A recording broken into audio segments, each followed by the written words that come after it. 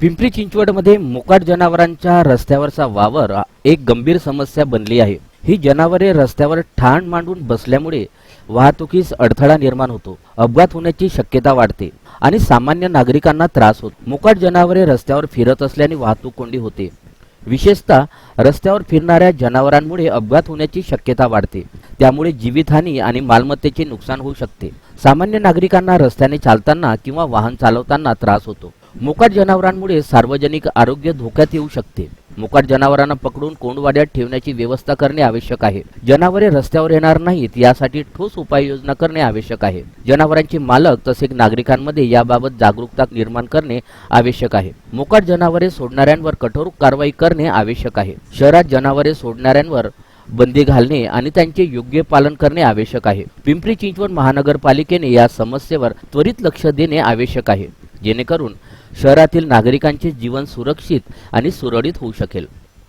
आज आम्ही यासाठी इथं आलोय की बाबा जे लोक आपल्या घरातलं आंबलेलं बुरशी आलेल्या चपात्या हे सगळं रोडवर टाकून जातात गायांना देण्याकरता, आणि त्याच्यामुळे इथं सगळ्या गाया जमा होतात। गाया रोडवरती जमा झाल्या तर ॲक्सिडेंट होत आहेत, त्या बसून राहतात रोडवरती। तर माझी सर्वांना विनंती आहे की तुम्हाला जर गाईला खाऊ घालायचं आहे तर गाईच्या गोठ्यात जाऊन तिला खाऊ घाला आणि चांगलं खाऊ घाला। बुरशी आलेलं आंबलेला भात हे तुम्ही रोडवर टाकतात, सगळं घाण पसरते इकडं तिकडं। त्याच्यामुळे मला सगळ्यांना सांगायचं आहे की बाबा तुम्ही जे गाईला तुम्हाला द्यायचं असेल तर तिकडं त्याच्या गोठ्यात जाऊन द्या। त्यानंतर महापालिकेला पण विनंती आहे की जे गायांचे मालक आहेत त्या मालकांना नोटीस देऊन त्या गाया त्यांनी त्यांच्या घरीच ठेवल्या पाहिजेत। कारण का काय आहे की ते गाया सोडतात, दिवसभर गाया इकडे तिकडे खातात, घाणेरड्या वस्तू खातात, प्लॅस्टिकच्या पिशव्या खातात।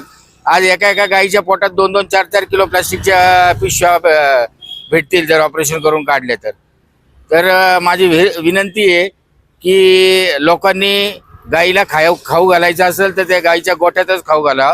इकडे तिकडे त्यांना रोडवरती आंबलेलं आणि शिळं अन्न देऊ नये।